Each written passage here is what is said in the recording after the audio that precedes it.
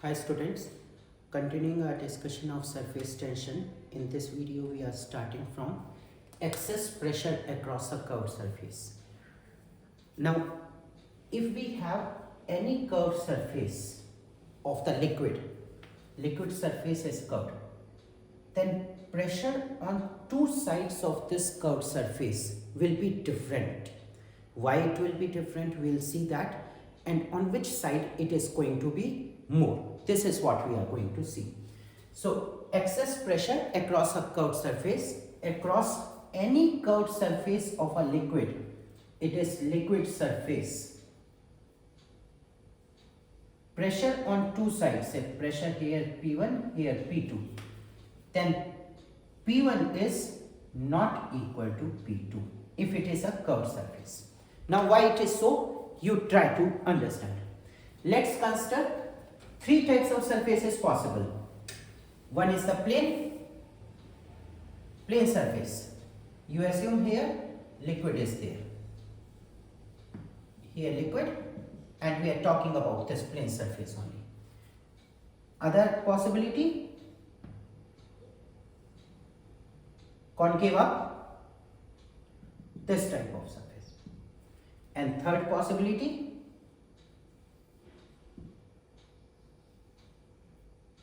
convex up. These three are the liquid surfaces. Now we want to see whether the pressure on two sides of the surface are equal or are they different. Now molecule at surface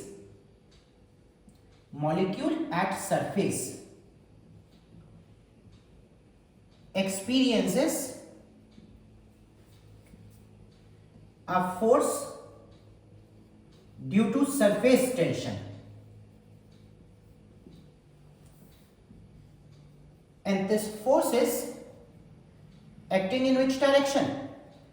Acts along the tangential to the surface. Tangential to surface it is acting. So if I consider any particle here, it experiences the force by the neighboring molecules this way. I am showing it only, like for example, this is the surface, this is the liquid surface, and say for example this is the particle, this is, you assume, point object. Then all the sides, from all the side, it experiences the force only in this plane, and all will cancel each other. All will cancel each other. So the net force on this particle on the surface in this case is zero. Now what are the other forces? Pressure here and just pressure from the downside. So one is the pressure force from here, P1 into say dA, and one force from here, P2 into dA. We are saying just inside, just outside the surface. Now net force here, this 0. Net force on the molecule has to be 0 because it is in equilibrium. So P1 equal to P2. So across a plane surface, net force 0, that's why P1 is equal to P2. So net force on any molecule in steady state, in equilibrium of the surface will be 0. Now force due to surface tension, 0. So force due to excess pressure or force due to the pressures on two sides has to be 0. That's why pressure on two sides of the surface will be equal across a plane surface. Across plane surface, pressure on these two sides will be equal. Now come here.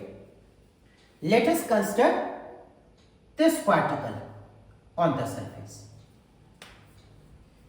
Due to the pressure, due to the surface tension, This molecule experiences a force, one this way. One second, I'll make the diagram again because it's becoming like horizontal.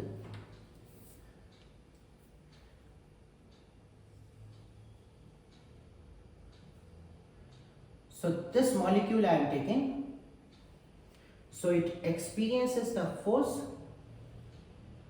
this way, surface tension force, and other is experienced this way. Be very clear, it is not along the horizontal, it is tangential to the surface, this way. I hope it will be clear to you, this way. So this is the surface tension force, S, I'll write Fs. Separately if I draw something like this, surface tension force, I am writing say Fs, Fs. Now horizontal component of this surface tension force will cancel each other, but we are having a net surface tension force in this direction. Now who will balance this force? So first of all think, who else is exerting the force on this molecule? One is the surface tension force, other is the molecules on this side, and other the molecules on this side. Means the pressure force we can say. So from here the pressure force is say P1 ds, and from here say P2 ds. When we are saying pressure across a curved surface, we want to say if any surface is there, just inside, just outside the surface. What is the difference? That pressure difference. Now, if we have to balance this is in the upward direction, then P1 must be greater than P2. So we can say the net force it will act this direction, P1 minus P2 into ds. So for the equilibrium of this molecule, surface tension force has to be balanced by P1 minus P2 into ds. It means pressure on two sides of the curved surface are not going to be equal here. Here P1 is greater than P2. So I can say pressure on the concave side is more than the pressure on convex side in this case. So I am writing here pressure on concave side is greater than the pressure on convex side. Try to understand this. If the surface is like this way, this is the concave, this is the convex. So in this case, pressure on this side is more than pressure on this side. Now take the third case, and what is that excess pressure that later on we'll see. But excess pressure has to be balanced by the surface tension force. That is going to be the concept. If we take one particle here, molecule, then the surface tension force will act in this way. Separately I will show like this way. Then here this component will cancel out, a net force will left due to the surface tension in this direction. A net force due to the surface tension in this direction. Now again this has to be balanced by pressure difference.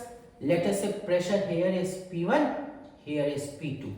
Then P2 delta S in this direction, P2 ds, and P1 ds in this direction. Net surface tension force downward.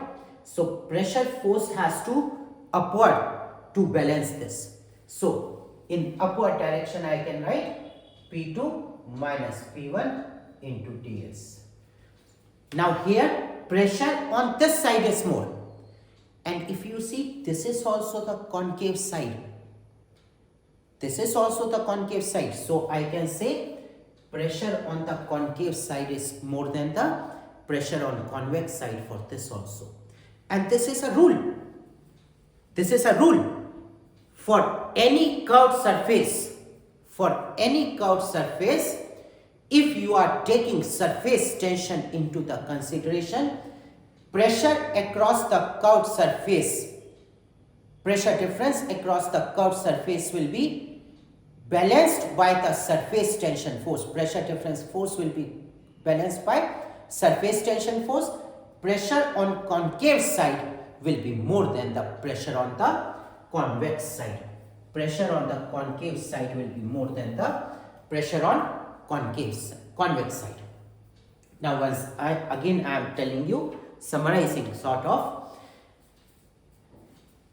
whenever any curved surface form, then the surface tension force is acting on the molecules at the surface, unbalanced surface tension force. That unbalanced surface tension force is balanced by the excess pressure force on two sides of the curved surface. This causes the pressure difference across the two surfaces, across the two sides of the surface. This pressure, excess pressure, is coming due to the surface tension. For the plane surface, no excess pressure because the surface tension force is 0. Here and here, pressure difference is there. Pressure on the concave side is more than the pressure on the convex side by some amount. What is that amount? We are going to find. But pressure on the concave side is more than the pressure on the convex side. This is the thumb rule for the time. Okay. I would like to write one statement, a concluding statement.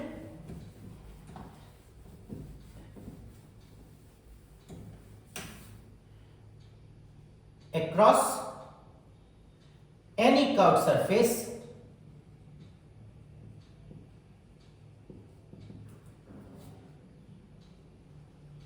pressure is more on concave side.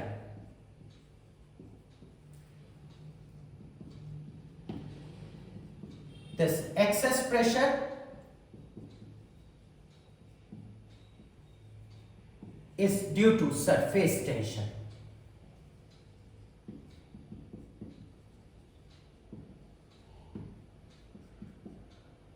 Molecules at surface are in equilibrium. So net force on them must be 0.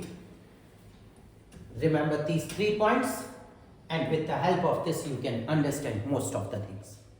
Now different types of curved surfaces are possible. Different types. Now curved surface may be spherical, curved surface may be something else, some cylindrical, or it may be any arbitrary shape. For all types of curved surfaces, we are going to see what is the pressure difference and surface tension relation. Now we will consider the excess pressure across a spherical surface. We are going to consider one liquid drop, one drop of some liquid. Liquid drop means one drop which is made up of liquid and it is surrounded by air or some other gaseous medium. This is the liquid drop. Now we are interested in finding the excess pressure across this liquid drop. This is the liquid drop. Here liquid, which I have not shown in the diagram. So this I am rubbing, and we want to find what is the pressure drop difference inside and outside. Let us say outside is P naught, inside is P in, P out, P in.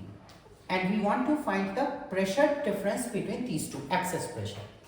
Already we have seen that there is an excess pressure across a curved surface, across the concave side. On the concave side, pressure is more than the convex side.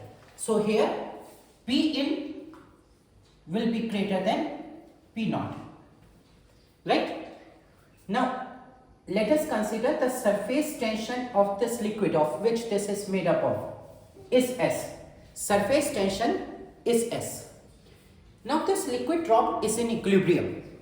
We people are going to consider any particular section of this liquid drop and we want to find the relation between these two pressure, right? So we have considered 1/2 of the liquid drop. Only 1/2 portion of the drop you consider. So here we have shown the hemispherical drop. Only the left half I have shown here. Now on this drop, 3 forces are acting. One is, this is the surface, this is the drop. So surface tension force will act on the surface only. So here the surface tension force will act, right? So here, this is spherical in nature, this is hemispherical, this is circular in nature.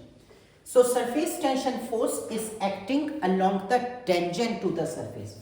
So here if I consider a part, say dl, then surface tension force SDL, SDL, SDL, SDL. So this is the surface tension force on every small part of length dl, SDL. This total length is 2 pi r. So the surface tension force will come out to be S into 2 pi r. Now other is this outside pressure force. This outside pressure force will be acting along the normal. So for every small element, if you take the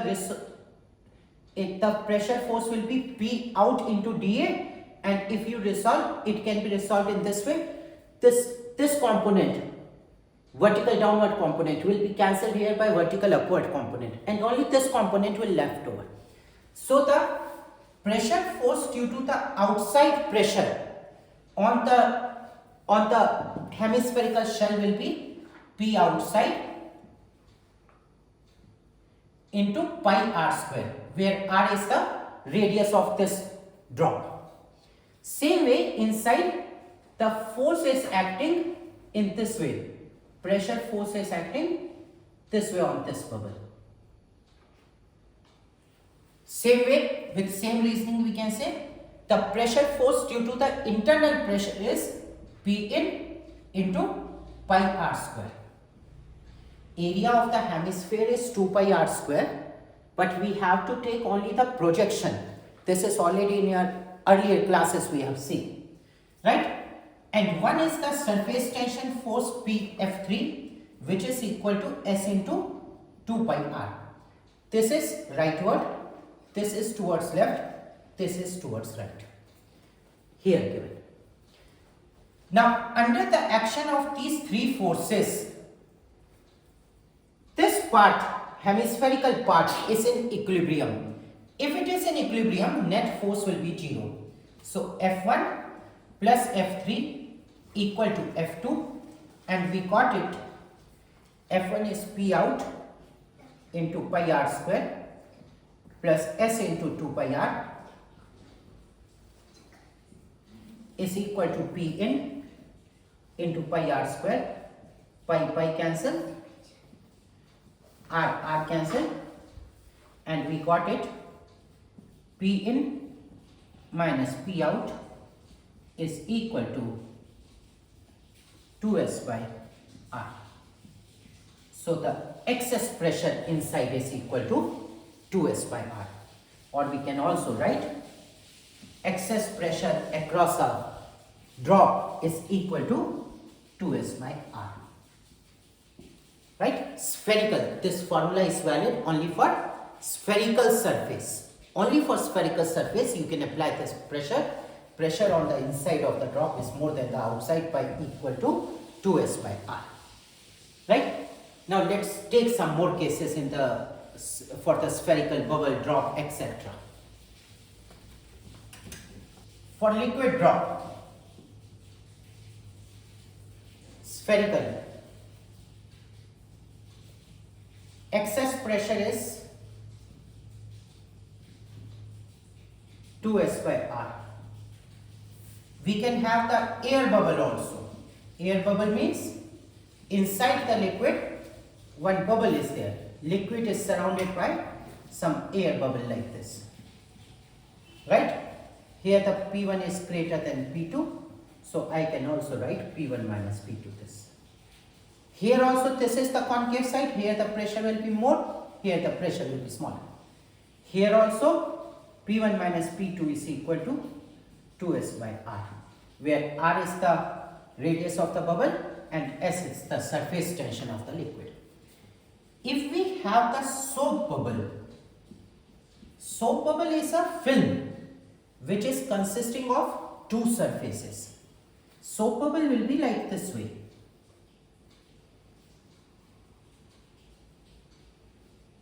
Here air, here air, and in between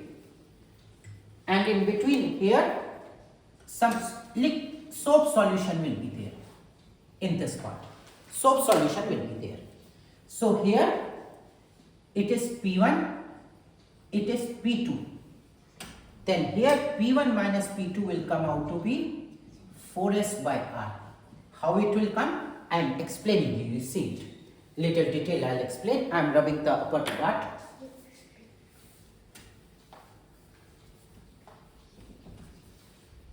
Now two ways I will explain. Let us say pressure here is P. Pressure in the liquid solution is P.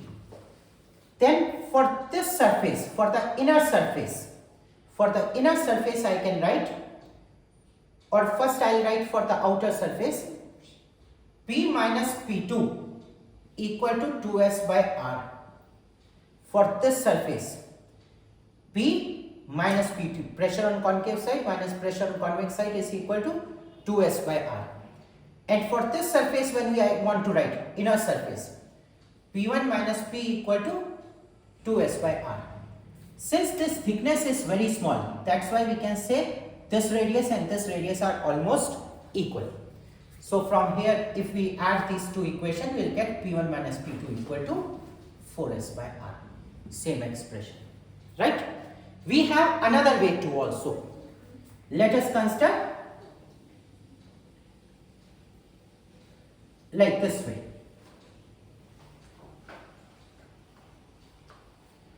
Now we are cutting it. Imagine to cut from here.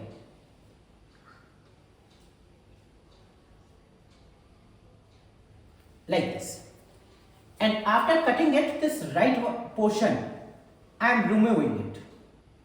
So imagine that right portion has been removed.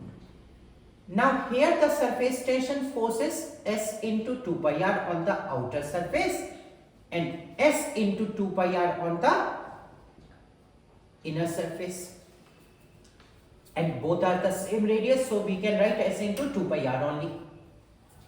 And the pressure difference projection forces P outside into pi r square, P inside into pi r square.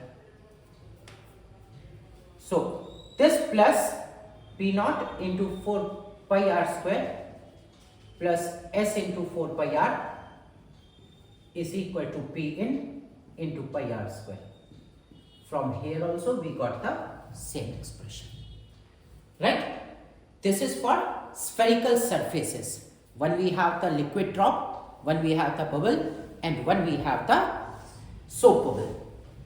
Now the concept is across a spherical surface, pressure on the concave side is more than the convex side by 2S by R, where R is the radius of that spherical bubble. Come to the next part.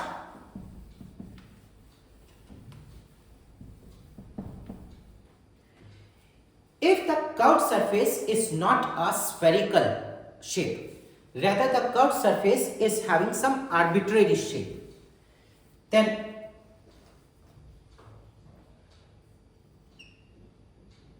what is the relation comes that I am trying to tell you. If we have for any arbitrary shaped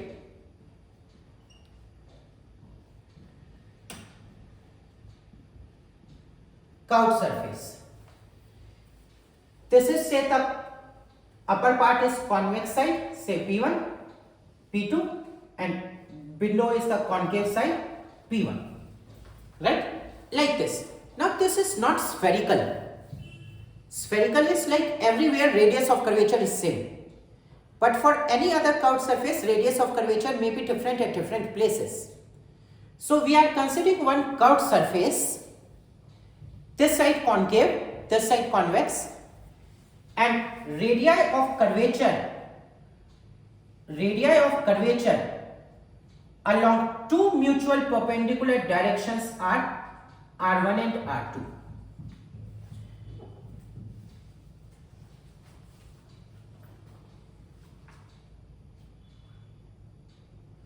Radii of curvature along two mutual perpendicular directions are R1, R2. Radii of curvatures along two mutual perpendicular directions are R1, R2. Right? This way, this one, the radius of curvature on this direction is R1 and on this side is R2. Let us say this particular surface is subtending an angle theta here and this is subtending here theta 2. Now what is P1 minus P2? This is what we want to find. P1 minus P2. Then first I am writing the result and after that I will explain how this result is coming. Then here P1 minus P2 is equal to, as such we have seen for the curved spherical surface, 2s by r. But here 2s by r can't come because r is not same at every point. So here the formula will change to s upon r1 plus s upon r2, where R1 and R2 are the radii of curvature along two mutual perpendicular directions. Where R1 and R2 are the radii of curvature along two mutual perpendicular directions. So excess pressure across a curved surface of any arbitrary shape will come S into 1 upon R1 plus 1 upon R2, where R1, R2 are the radii of curvature along two mutual perpendicular directions. Now you see why it is so. It is something like, if I take any curved surface, say I am taking like this type of curved surface, right? And here the radii of curvature is different. This radii of curvature and this radii of curvature are different. Radii of curvature of this part and this part are this radii of curvature R1, this radii of curvature R2, this angle theta, this angle phi. I want to write it here phi. Right? Now surface tension force you see. Surface tension force this way, this way, this way, and this way. Now here this length is R1 theta, S R1 theta, S R2 theta, S R2 theta, S R1 theta, S R1 theta, S R2 theta, S R1 theta, S R2 theta. Sorry, phi. In place of this and this, phi, not theta. So the surface tension force is something acting this way and here this way and there this way and here this way. Now only this surface you see, only this surface means this one, right? I am showing like this. On this surface, or you say it this way, This surface is this one and this surface is this one. Now on this surface, force acting this way. Force acting this way. And on this surface, force acting this way. So here I am marking the force on this. On this surface. Like this is there. So in this direction, this force, S into R theta. And this one, this surface I am taking. This surface, it is acting R1 here, R1. S R2 phi. It will come like this. Now if you see, this force is acting, the force on this side is, this part is acting along the tangent to this, and force on this side is acting along this surface. So here what is going to happen,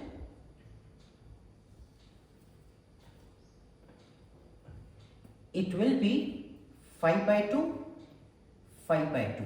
You see, R1 theta, this surface force I am taking this side, but angle is coming of this cross section, phi. So here the force, this component will be cancelled, this will be left over, and this component will come S R1 theta into this, this angle will be phi by 2. So S R1 theta into this direction, phi by 2 cos phi by 2 sin phi by 2, sin phi by 2, and 2 component, so 2. The component of these two in this direction.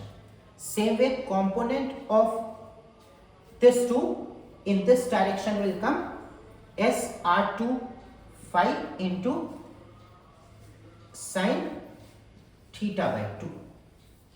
So the total surface tension force in this direction comes out to be, total surface tension force in this direction comes out to be 2S R1 R2 theta phi. 2 cancel. So this. So S R1 R2, this cancel into phi. Sorry. S R1 theta phi plus S R2 theta phi. This comes. This is the net force. This is balanced by the pressure difference. This is delta P or P1 minus P2 I am writing. P1 is this pressure, P2 is this pressure into area. Area is what? It is like a rectangular type of patch. This type. So R1 theta, R2 phi. This comes. Now theta phi cancel. Excess pressure is equal to S R1 upon R1 R2 plus R2 upon R1 R2, and it becomes S into 1 upon R1 plus 1 upon R2. Very important expression as such, but you have to remember this is valid for any arbitrary shape. And R1, R2 are the perpendicular direction radii of curvature. The radii of curvature along two mutual perpendicular directions. Right? So we have seen the spherical bubble and any arbitrary shape. Now let's try to apply this arbitrary shape formula for cylindrical surface. Try to understand this also, what I am going to tell. Now consider one cylindrical surface, right? And on this you consider one surface like this. This cylindrical surface is having the radius r. Then what is the excess pressure across this? Here you see let us consider this as the cylindrical object. Now cylindrical object is there. If I consider here one surface, this type,